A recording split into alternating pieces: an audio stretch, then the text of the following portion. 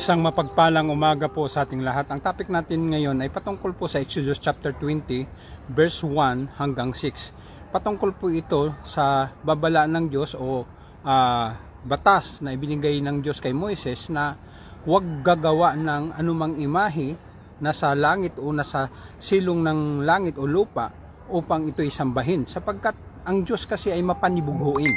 At ano po ang ating matutunan dito? Kasi ang Diyos kasi ay everywhere po siya. Omniscient, omnipresent, omnipotent, transcendent.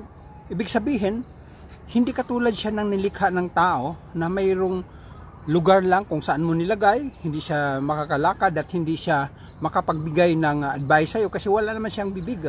At saka yung mata niya bulag at hindi naman makakita kasi kriniit nga lang siya ng tao. Kaya gusto nung nating maintindihan bakit marami pa rin tumangkilik, sapagkat ang gusto ng tao mayroon silang Diyos-Diyosan. Bakit Diyos-Diyosan? Ano ibig sabihin ng Diyos-Diyosan? Ibig sabihin na kaya mong manduhan, kaya mong diktahan.